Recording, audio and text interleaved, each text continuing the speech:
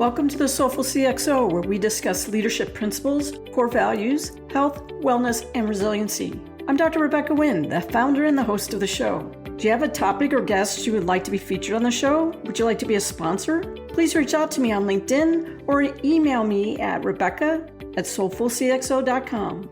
Please go to our partner, Cybersecurity Tribe, for weekly show recaps and other resources. Listen and subscribe on your favorite podcast app. Now sit back and enjoy the show.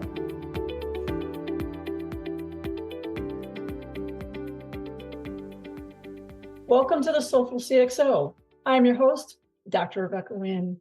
We are pleased to have with us today Nadia El-Portasi. Nadia is the founder of Thrive with EQ, where she is renowned worldwide for her being a human resilient expert. She has over 20 years of experience working with STEM, science, technology, engineering, mathematics, professionals from more than 40 nationalities across public, private, and government sectors, fostering trust and understanding among diverse global stakeholders. Prior roles include being a NATO senior executive. Through Thrive with EQ leadership programs, she works with STEM leaders to build high-performing teams by applying practical emotional intelligence, leverages her expertise in crisis management and strategic stakeholder engagement to provide a holistic approach to addressing the human factor of working with increasing digitized world, and designs and facilitates resilience and readiness strategies drawing on the tested scientific emotional intelligence toolkit and the University Applied Character Strengths surveyed by the Values of Action Character Institute. She has led several flagship projects, including regional cyber leadership approach webinars for the World Savings Bank Institute that were part of the worldwide initiative with partners such as Global Cyber Alliance and the Carnegie Endowment for International Peace Cyber Fin Project. Nadia also is alum of the German Marshall Fund Marshall Memorial Fellowship Program and co-chaired the Global SEC 2019 Bratislava Forum. Nadia, it's great to see you again, my friend. Welcome to the show. Thank you. Thank you, Rebecca, for welcoming me and for your introduction. You know, for those who don't know you, you really have this vast background.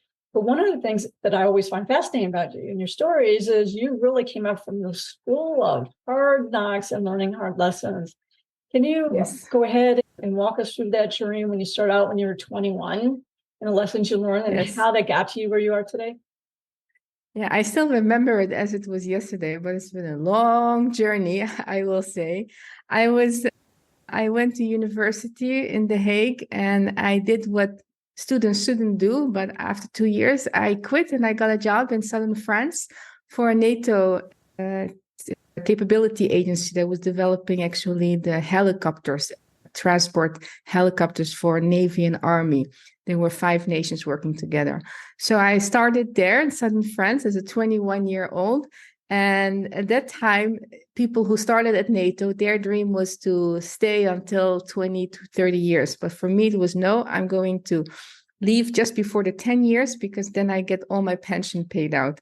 That was the plan at that time. But as I progressed in my career, I got excited again and determined to finish my studies. So I was working and then I finished my part-time, my bachelor's, and I did my master's, and I went over 10 years and I was deployed as well in Afghanistan. So I really moved up the ladder from secretary to senior executive.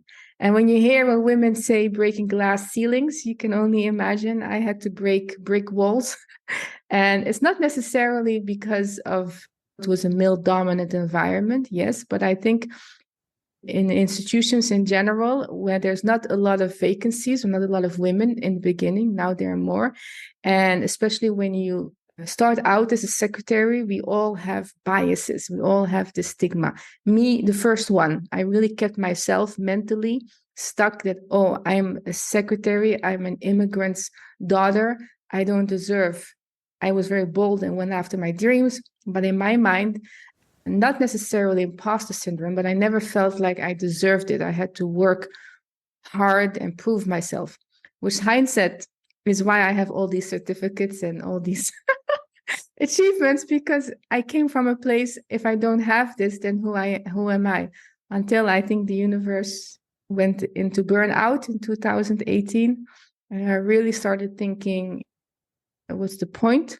And I decided I had an indefinite contract, so I could stay for the rest until my pension. But I decided I want to do something else with life and follow my heart. And I left NATO and started my consultancy 1 year before the pandemic. So I thought I had built some resilience during 18 years of NATO, and then I had a whole different set of resiliency to manage during the pandemic as a single mother and no plan B. But I made it. I learned so much along the way, and which I share on my personal newsletter every Saturday. Struggles in an optimistic way, how I deal with very sensitive topics that people don't necessarily are open to talk about. But I think it's so important that not everyone has to share, but to understand that I really believe our human spirit is very strong and there's nothing we cannot overcome, even though it is quite uncomfortable. This is how we build resilience. So I'm a big, passionate mental health advocate because I've been there. I know how it is to suffer in silence. So that is my story. That's how we first met. We met by reading each other's stories. Seek out similar people, heart and souls, to find them. I want to circle back when you talked about you start out in secretary work and doing things like that, and then moving up the corporate ladder. Did you end up having a mentor or sponsor? Was there other women around that you saw in positions that were higher than you that you aspired to be? A lot of people don't know how to get out of that box to the box that they want to be in. Yeah, I may get in trouble for this, but the brick walls were more made by women than by the men. I had a lot of male mentors, actually. And how I see mentors is not necessarily someone who has your best interest at heart, but also those who don't have your best interest at heart and who try to hold you down. Why? Because they teach you as much as someone who does have your best interest in heart. It's very uncomfortable, but for me, how I always function, even though I had self-doubt, even though I felt small in front of other people because of my background and my mindset, I was always bold and rebellious. So when you tell me no and it's impossible, when I set my mind to something, I'm going to it. And I had mentors. I had one female mentor that I will always remember, an Italian woman who was my boss. And she really gave me opportunities. She was secure in herself. She saw the potential in me, and she really pushed me and helped me. And that is just absolutely wonderful. I also had the opposite, which was not wonderful, but I learned so much from those situations.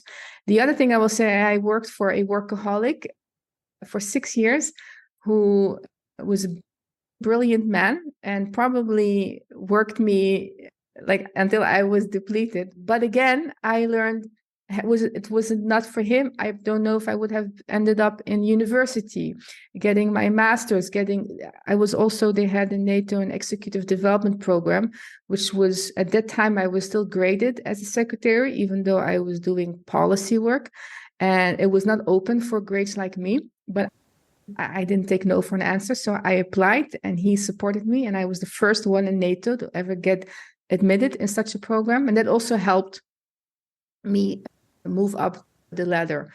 I will say, though, the hardest thing is to believe in yourself when no one does, because how I got into the senior executive position was after 50 applications, 9 interviews, 2 interviews within my own team with the people who knew me and who were always praising me, who did not pick me.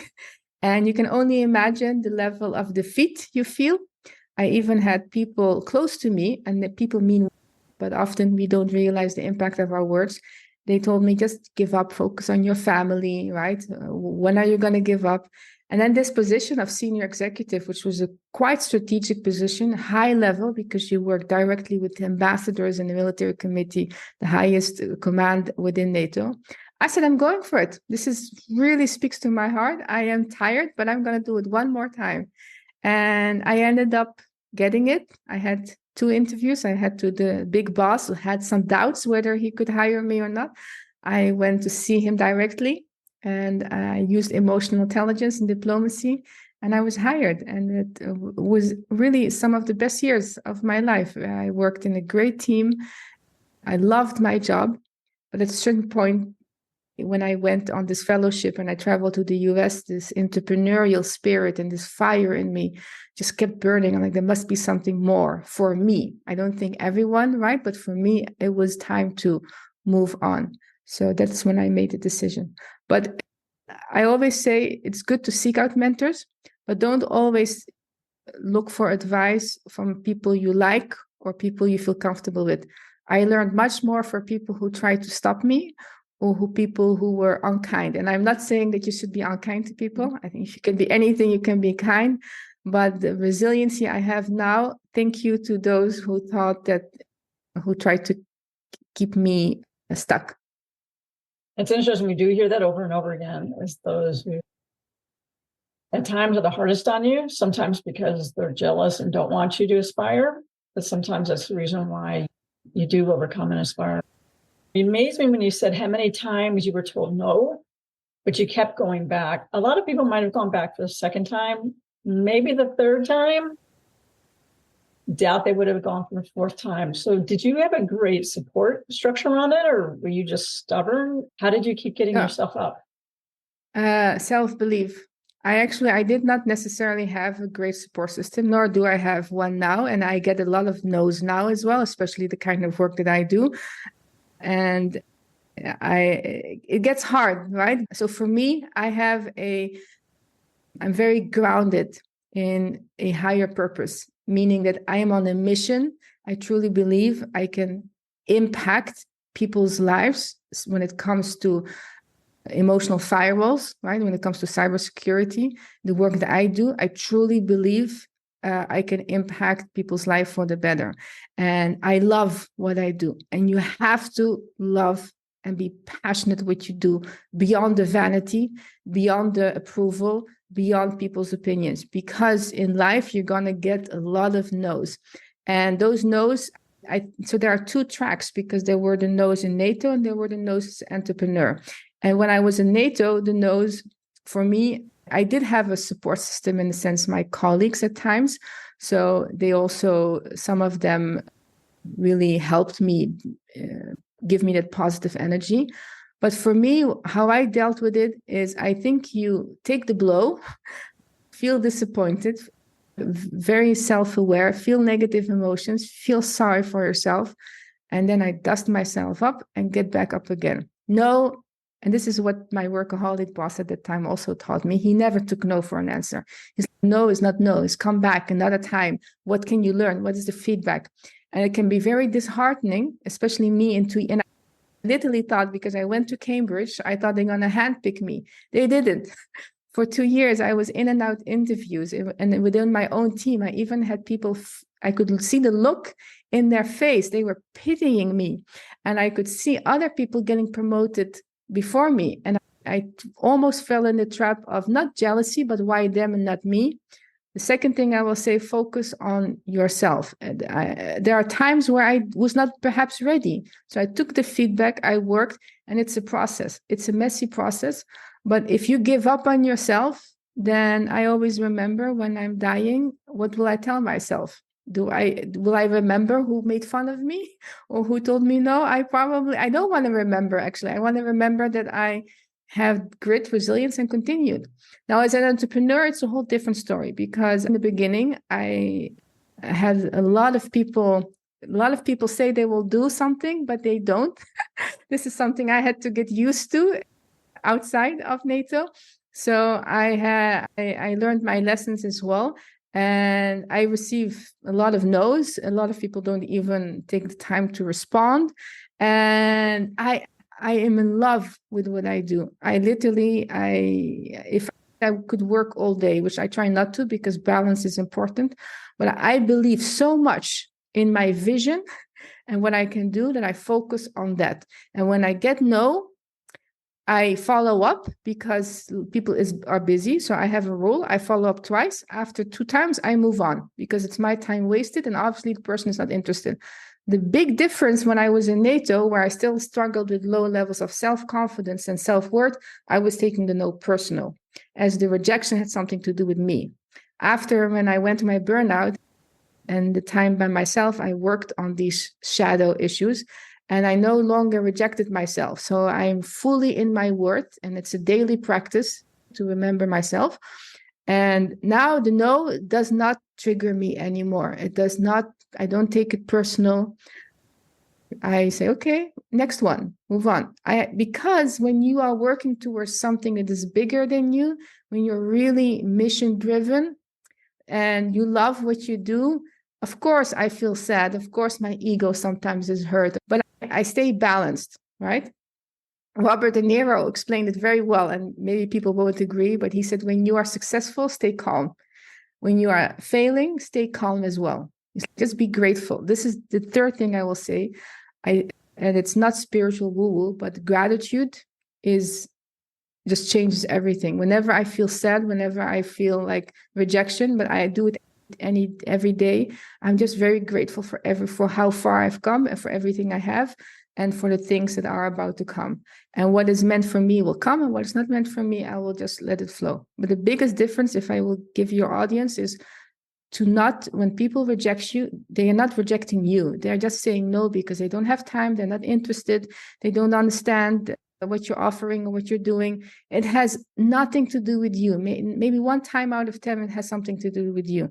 So you cannot reject yourself. You have to have such a big belief in what you're doing and in the value that you're offering. It's not about you. It's the work that you're doing, that literally now people can say no. And when they say yes, I'm actually neutrally happy because I believe in myself and I fully committed to my work, and I am obsessed and I'm in love with the problems I'm solving. So that is the biggest antidote for dealing with no's. They're not saying no to you. So don't say no to yourself. I actually carry a Q-tip, so what you clean out your ears with. One of the vendors out there is called Q-tip. And I would put one on my desk. I would put one in my pocket. I might be putting one over by where I keep my notes, because Q-tip, quit taking it personally. So that was the image that I would carry, and I would have the physical touch just to remind me. It's really hard today not to take things personally, because especially if you're looking for work or if you're in a job and you're taking negative criticism and stuff like that, of being able to say, really, is this really about me? Or is there about something else that is going on with them and the environment? And I'm just getting the blunt of their frustrations. That's a big lesson. And I'll be honest, that's one I still struggle with day to day, depending on what environment I'm in.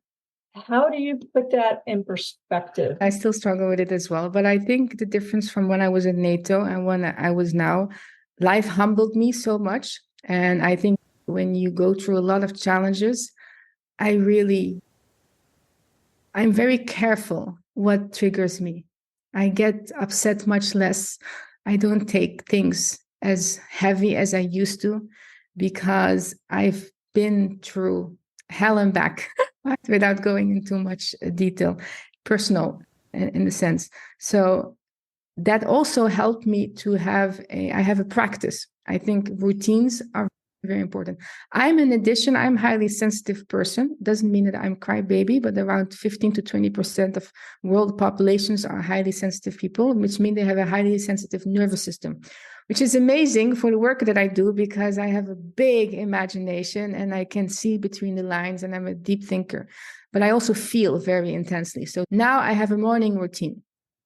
The morning routine works differently. It's not always meditation, but I have a fixed morning routine where I remind myself of the simplicity of life. I think when you go to burnout, and everyone experiences differently, it's very hard to get out of that. And we speak now about burnout as if 1 week you're exhausted, but people who go through burnout, they're also mentally depressed. So it's very difficult. So in the morning, I have my routine. I have my gratitude list. I remember I have a healthy son. My son is healthy. He's vibrant. I'm so lucky to have a healthy son. I have a healthy body. I have a roof above my head. Taught myself. And also, I don't shy. This is very important. Negative emotions are important. I don't suppress feelings anymore. Emotions are energy and motion. So what happens when we suppress feelings, then they get stuck. And then it's like having a bottle of water and a bottle of soda. And the soda is filled with bubbles. And if you shake it hard enough, it will explode. And this is why I love working in this industry, because a lot of people in this industry, they are a bottle of soda because they have suppressed, right? We don't necessarily learn how to express our emotions in a safe way because of the way we are trained and because also of this industry, highly technical, how we appear.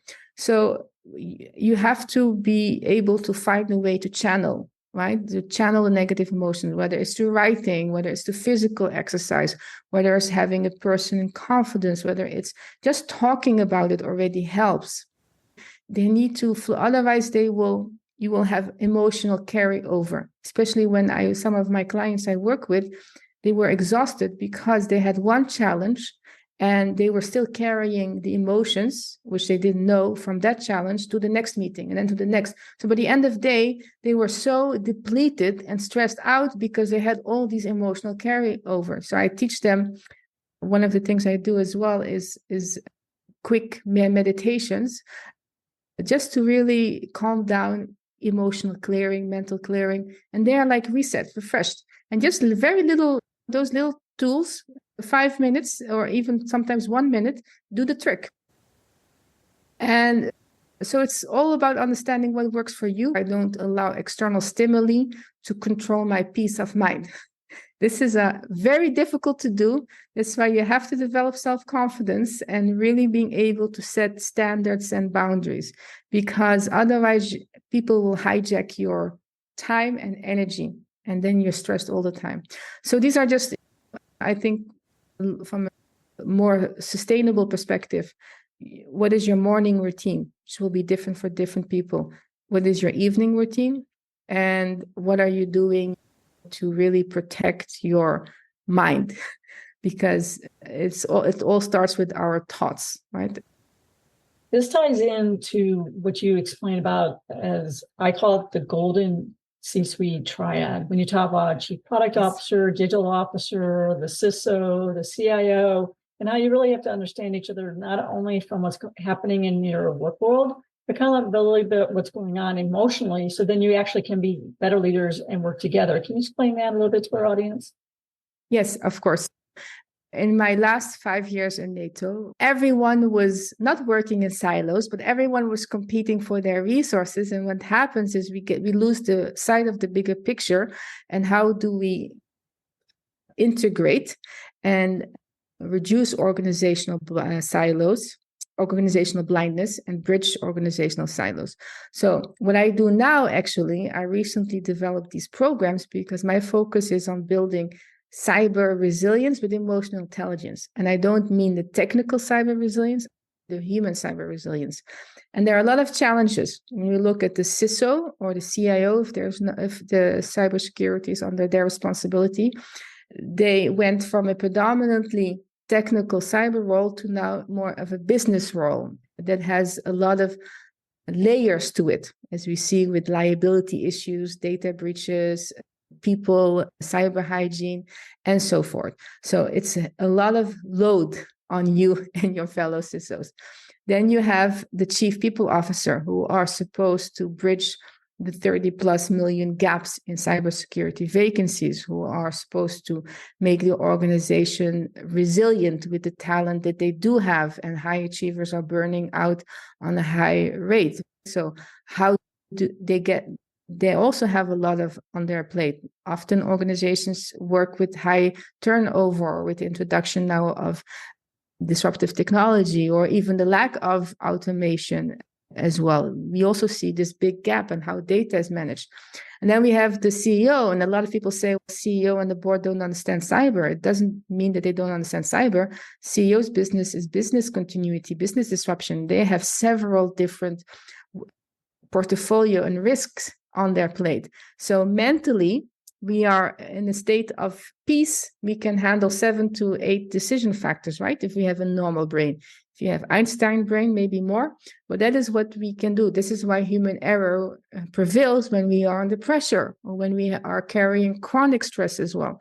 So it's not that people don't want to understand, but making change is very uncomfortable. And because we work with such high workload and stress, it is very difficult to understand people's map of the world and to be empathic. This is why I sometimes get frustrated when emotional intelligence is presented in a very simplistic way. You see, leaders have to be more this, and CISOs have to communicate more business risk. We had a separate office that translated security risk because there was no way that we were going to take the genius and the time and the resources from these people who are already overloaded to have an additional line of work that could be done by someone who is trained in these things, right? So I think it is really understanding how do you implement and integrate it. And what I created now is, I call this the cyber resilience triangle. Everyone is responsible for cyber resilience. But for me, in my view, and the clients that I work with and who will share the same vision, because not everyone shares this vision, and then I don't work with them, is the CEO on the top, right? He drives cyber resilience from a business continuity perspective. Doesn't need to know all the technical details. He doesn't need to know he has different KPIs and measures cyber resilience differently. And from a people perspective, always. And then I work with the CISO on one side. So it's more about security cultures and stress management. The half of the stress that people feel is invisible. So I work with them in addressing the root cause of stress. So they already feel much more relieved. And then the CPO.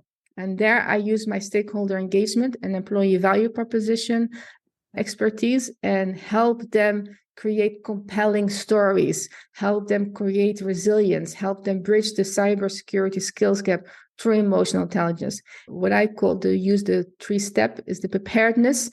More, are the teams aligned? How is the CEO or the board aligning their teams, the management teams, in order to be able to face the disruption?